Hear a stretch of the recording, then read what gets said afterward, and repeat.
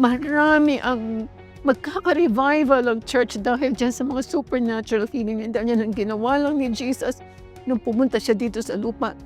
Nag-preach siya ng gospel. Sinabi niya kung ano yung kingdom of God. Pagkatapos hinil yung mga tao, tinulungan niya yung mga tao, pinaakyat ang mga isda sa boat ni Peter. Talagang binigay niya ng pagkain, mga nagkukulang 5,000 people out of 5 loaves and 2 fish. Lahat ng milagro ginawa ng Panginoon Diyos. At sabi niya, greater than this you will do because I go to the Father. Greater than this we will do. Pagkatapos hindi tayo kumikilos, ang kinikilos natin, paano mo bayaran ang utang? Hindi. Isipin mo kung anong plano niya sa kaharian ng Diyos. Tutulungan ka niya ngayon sa lahat ng pangangailangan mo. Are you ready? Are you ready for a spiritual revival? For healing miracles in your life? For blessings and financial breakthroughs? Are you ready for a deeper relationship with God? Welcome to our program, Living the Blessing by Terry Chang Ministries.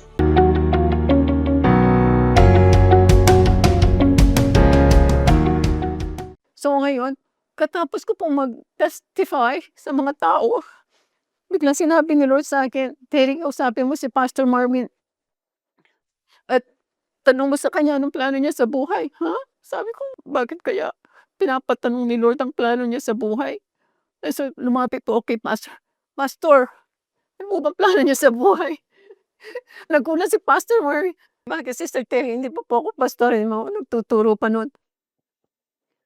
Bakit, Sister Terry? Wala po. Gusto ko lang pong malaman ang plano niyo sa buhay. Sabi niya, gusto kong mag-set up ng radio ministry. Oh, what's stopping you, Pastor? Wala akong pera. Sabi ko, bakit po magkano yung kailangan niyo? 75,000 pesos. Tapos bigla akong nagulanta. Kasi yung in-offer pong 75,000 pesos kay Lord, ay yan pala yung gagamitin ko kay Pastor Marwin. Tingnan niyo yung paano i-connect ni Lord ang mga anak niya. Kasi gusto niya magka-radio ministry, si Pastor Marwin. Ngayon, ako, gusto kong gumaling, i-connect. Ako, dito, di ba yung brainwaves natin nagta-travel, yung quantum physics na ina-explain ko sa inyo, scientifically, yung may brainwaves na nangangailangan sa akin, yung brainwaves ko na nangangailangan kay Pastor Marwin, i-connect niya para ma-fulfill yung calling naming dalawa. Yun ang exactly nangyari dito. So, binigay ko yung 75,000 kay Pastor, tapos binigyan ko pa ng 3,000 a month para masustain niya yung kanyang radio ministry dahil sobrang kaligayahan ang binigay sa akin ni Lord sa aking kagalingan. Ito na po ngayon ang nangyari. After 1 week, tumawag si Robert sa akin. Kasi hindi kami nag-usap 1.5 years. Pero nag-usap po kami one time tungkol dun sa rent ng property. Pero ngayon sinabi niya, Terry, sabi niya may nagbigay sa akin ng regalo. Sabi ko, ano? Hindi ko alam kung ano. Ba't mo sinasabi sa hindi mo naman pala alam kung ano yan? Hindi, nakasobre kasi. Sabi, hindi mo buksan. Sabi niya, I'm driving. Sabi ko, you can open the envelope even if you're driving. Tapos binuksan po niya. Sabi niya, pera pala ito. US dollars. Sabi ko, magkano? Sabi, I cannot count, I'm driving. Tapos sabi ko, at least give me an estimate. Tapos po sinabi niya mga $3,000 daw. Tapos bigla po niya tinanong sa akin, Terry, can I go to your condo at bilangin natin itong pera together? Sabi ko, ano ba ito? Bumabalik ba sa akin itong asawa ko? Bumabalik ba siya sa akin? Eh, siyempre talagang muhi-muhi man ako sa kanya kasi tinuturuan ako ni Lord kung paano ito. Tinuturo ko sa inyo magpatawad. Mahalin ang kalaban mo. Tinuturuan ako ni Lord kasi sabi niya sa akin na i-serve ko daw si Robert. Sabi ko, padala niyo na lang ako sa Africa. Ayoko ayoko nang bumalik diyan. Takot na takot ako siya sa nangyari sa akin yan. Kaya lang sabi ni Lord, hindi ko mafu-fulfill ang calling ko kung hindi ko tatanggapin si Robert. So ngayon pumunta siya sa condo, pumayag ako. Pagkatapos po nagbilang kami, talagang yung 5,000, 10, 20, 30, 40, $75,000 po ang laman ng envelope. Ilang milyon yun. Although kulang yun sa mga utang, pambayad ng utang. Pero it's enough for me to believe na pati pala financial ayusin talaga ni Lord. Tapos hindi ko po na-connect yung 75,000 pesos na binigay ko kay Pastor Marvin ay kapalit $75,000 kasi sabing magbe-bear ng match food. Akala ko connection na alam after years ko po maintindihan kung ano yung sowing and reaping na yan. Di ko naintindihan at that time. Childlike faith lang, naniniwala ako sa lahat ng nabasa ko sa Bible. Pagkatapos po, sabi ko, "Soli mo yan dun sa kaibigan mo na yan, bakit ka bibigyan ng ganyan? Baka gusto kang gamitin sa drugs or something." No, matino ito. Sabi niya naging multimillionaire, tinulungan ko siyang mag-business. Tinuro ko sa kanya kung anong what to venture in the Philippines. Sabi ko, "Hindi, balik mo yung pera na yan, kasi baka gamitin ka niyan ng kalaki-laki, ilang milyon." Pagkatapos po binalik niya ng the following morning, ang sabi naman nung friend niya, "No, Robert, this is my token of appreciation for all the help that you've given me." So tumawag po sa akin si Robert, sabi niya ayaw tanggapin nung kaibigan ko, sabi niya, token of appreciation. Sabi ko naman, "Sige, dalhin mo dito." Well, usually nagpapatawa pa nga ako diyan. So sabi ko, "Dalhin mo dito." Tapos binigay po niya lahat ng pera sa akin ni Robert. Tapos dito ang una kong ginawa, binayaran yung mga utang kung anong magkakasya ng binayaran, wala akong sinave. Like utang sa Ayala Alabang House and mga kinagkakot na naming iba. Kasi kung hindi ka marunong magbayad ng mga obligasyones mo, hindi ka pagkakatiwalaan ni Panginoon sa malaki. Kailangan mag-allot ka kahit unti-unti yan mabayaran kasi makita ni Lord ang heart mo na gusto mong bayaran yan. And then makikitang malaki ang ibibigay sa'yo, sobra-sobra pa sa mga pangangailangan mo. So, pagkatapos po niyan, sabi ni Lord sa akin, "Terry," sabi niya, "ibigay mo yung bahay." Ayan, nandiyan po ang ate ko ngayon nakikinig. "Ibigay mo yung bahay mo sa Amerika, sa ate mo tsaka sa mamang mo. Kasi 'pag binigay mo yan mabo-born again sila, mabo-born again ang family. Tapos mawawala yung bitterness."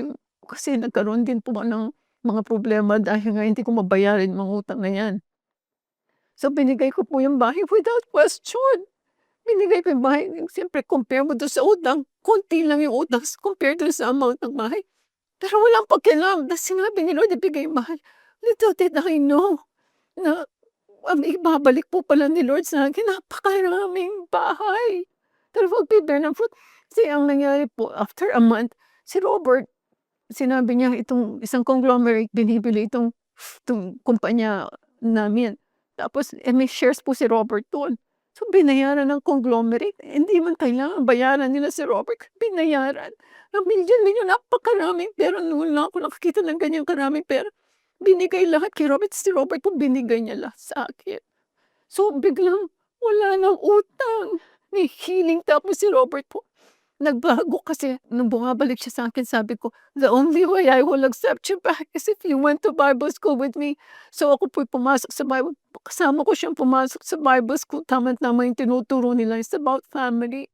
So pareho po kami nagulantang na kung ano yung mga kamali ang ginagawa namin as husband and wife.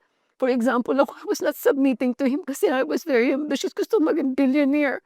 Gusto ko mga hotels ang i-build ko, wala akong pakialam sa ginagawa ni Robert. Robert was being relocated from one country to another at hindi ko po siya sinasamahan, and that's the reason bakit siya nagkaroon ng mga affair na ganyan, nagkaroon ng mga bisyo, kasi hindi ko siya inaalagaan. So nakita ko po dito sa Bible ano yung mga pagkakamali na sabi ko, "Lord, sige, I will serve you." I-share ko 'tong testimony na ito, share ko 'tong mga napag-aralan ko para magbago yung mga buhay ng tao. Makita nila kung sino ka, kung gaano mo sila kamahal.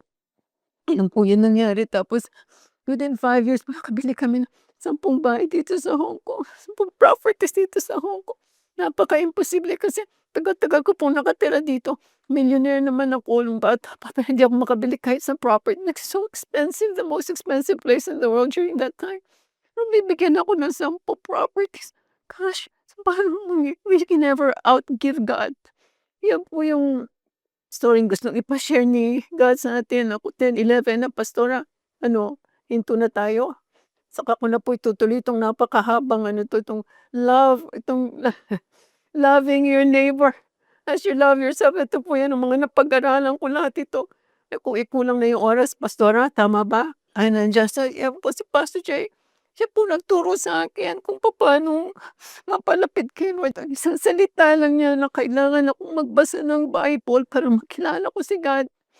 Para po makilala ko siya, para ma-serve ko siyang mabuti kasi hindi ko siya kilala, paano ko namang ise-serve yan.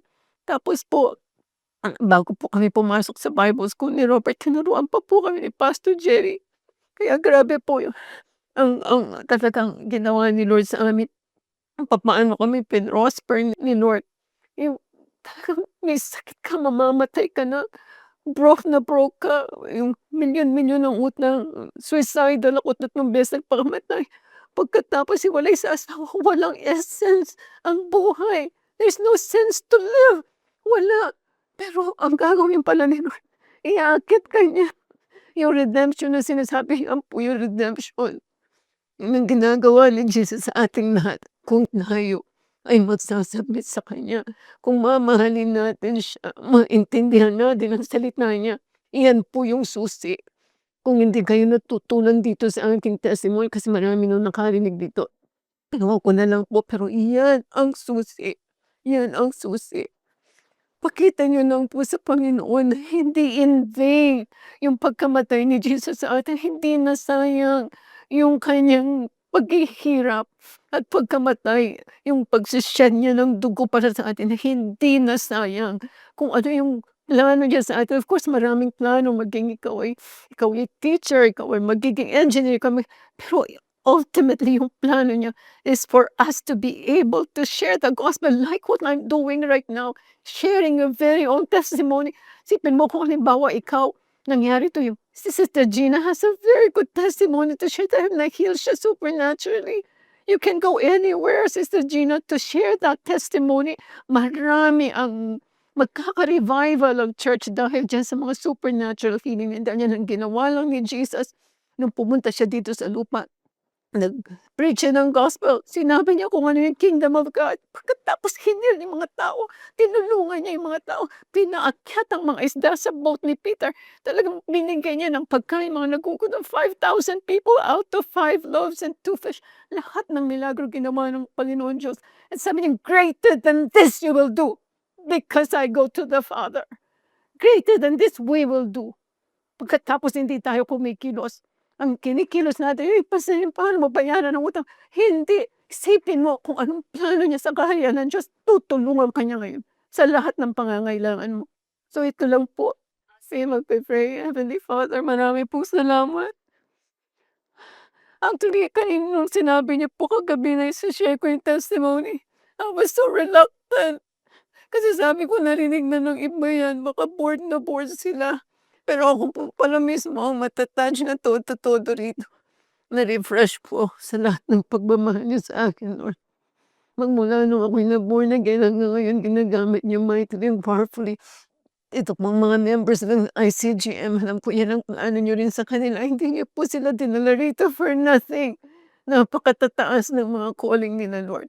Kaya ni-impart ko lang po yung mga anointing pong binigay niyo sa akin sa bawat isa sa kanila na maipagpatuloy nila, Lord, ang inumpisahan niyo sa kanilang buhay. Because after all, you're the author and the finisher of their faith.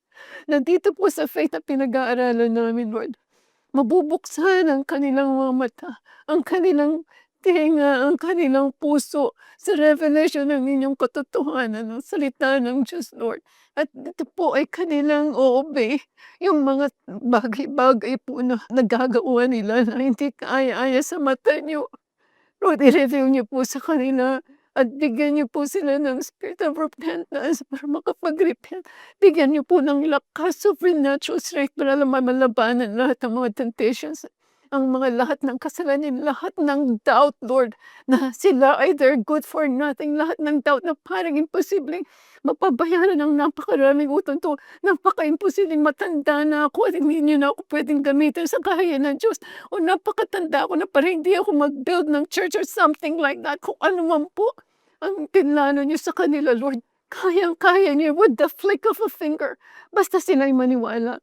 So nagpapasalamat ko po sa nare-release ko po yung anointing na yan, yung anointing for prosperity, anointing for healing, or anointing for restoration of relationships. Nire-release ko po sa kanila, and just receive it. I receive it. At salamat po, Lord, sa mga anghel na patuloy niyong ginagamit sa aming mga buhay. Ang pag-orchestrate ng Holy Spirit sa mga ang buhay namin para po talagang matugunan ang aming mga pangangailangan, na ma-connect kami dun sa mga tamang tao, Lord, na makakatulong sa'min paano kaming makahaon dito sa mga problemang binigay sa amin ni Satanas, in Jesus' name. Sayang po pa, Father, hindi ko po naituro yung role ni Satan dito, pero next time po ay ituturo namin magkakaroon ng linaw itong teaching na ito, at sigurado pong lalagablab ang kayamanan, lalagablab ang healing, lalagablab ang mga supernatural signs and wonders dito sa ICG. Magkaka-revival ang Holy Spirit. Makikita nila, Lord, talagang Ikaw ay Diyos na mapagmahal. Ikaw ay Diyos na talagang wala kang maiisip kundi kami. O bakit binigay mo lahat, pati anak mo, para po kami ay maging pamilya mo. Sabi, many are called but few are chosen. Marami pong salamat. At dun sa konting napili ay kasama kami. Marami pong salamat, ma-impart namin yung mga natutunan namin sa mga taong ipapadala niyo sa kanila in the name of Jesus. Na itong anointing na to ay magagamit nila para ma-heal ang mga members ng family, community, ng opisina nila, whatever. Para po lalong lumagablab ang gospel, hindi lamang po sa aming lugar sa Pilipinas, kundi all over the world, kasi marami po kaming members na nandito sa ibang bansa. Salamat po sa pagtulong niyo. Yung mga hinihingi po nila, for example, yung kay Sister Rosel, binigay niyo na yan, Lord. Maniwala lang, nandiyan na sa Canada sila. Yung kung binigay yung sa mga namang problema sila, sa mga utang, sa mga problema, nandiyan na, niredeem na ni Jesus, kinuha na niya, binigay niya yung prosperity sa amin at kinuha niya yung kahirapan sa amin. Yung healing, Lord, iyan ang number one. Kasi yan ang pampahatak sa mga tao. Napakaraming may sakit. Kung gagamitin niyo kami powerfully and mightily, gamitin niyo kami, Lord, sa healing. Dahil dito po talagang magkikita namin ang revival on the spot. Pagka sabi namin, be healed in the name of Jesus. Kasi dideclare namin, by the stripes of Jesus, they are healed. At sila ay babangon, pati mga paralitiko, pati yung mga mamamatay na katulad ko. Dagaling, Lord, at magiging testimony kami kung saan kami dalhin mo. Meron kaming sasabihin sa mga tao. Bigyan niyo po kami ng boldness para mag-preach ng gospel. Para po yung mga tao, yung mga kamag-anak namin, yung mga kaibigan namin, mga mahal namin sa buhay, pati yung enemies namin, pati hindi namin kilala all over the world. Nakikita po ng mga Chinese people dito na ma-born again sila. Hindi ko po talaga maisip, Lord, paano sila nandun sila sa dagat-dagatang apoy for the rest of their lives. Hindi ko po talaga matanggap, Lord. Yes, tulungan niyo po kami sa TCM. Paano mangyari yan, Lord? Marami pong salamat sa mga staff na despite dito sa mga challenges namin, Lord, kasi hindi po talaga madali. Ay, nagtutulungan din si Yana, umalis na dito sa dahil nag-aral, pero ng bakasyon ay bumabalik at tumutulong. Marami pong salamat sa lahat sa kanila, Lord. Bigyan niyo po sila ng pasensya, bigyan niyo sila ng Lord, self-control, bigyan niyo po sila ng diligence, yung excellence para po magawa nila kung ano inuutos niyo sa TCM, para po talagang masundan namin, ma-fulfill namin ang calling you for each one of us and for TCM and for your kingdom. Maraming pong salamat. We praise you, Lord. We magnify you. We glorify you. In Jesus' name we pray. Amen.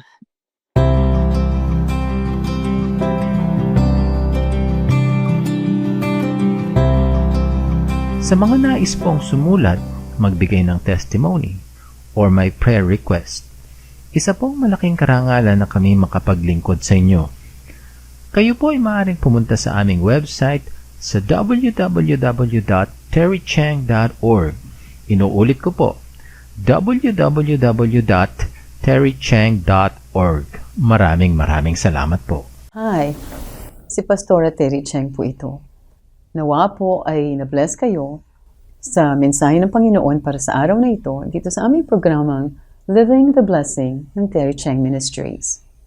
Ang sabi po sa John 8:32, you shall know the truth, and the truth shall set you free. Kung gusto mo ng kalayaan, tatanggapin mo si Jesus at ililid kita dito sa prayer na to. Your life will never be the same again. Dadaloy ang kanyang buhay, ang kanyang presensya sa lahat ng areas ng iyong buhay. So, ipikit mo ang iyong mga mata kung ikaw ito at ililid kita dito sa prayer. And pray it from the heart as if it is your own. Heavenly Father, patawarin niyo po ako sa lahat ng aking mga kasalanan. Marami pong salamat sa pagpapatawad ninyo. Jesus, kailangan kita. Come into my life and be my Lord and Savior. Holy Spirit, change me, mold me, transform me into that person that you designed and created to be. Amen. Ayan, born again Christian ka na. Congratulations. Tandaan niyo po, mahal ko kayo at mahal kayo ng Panginoon. God bless you.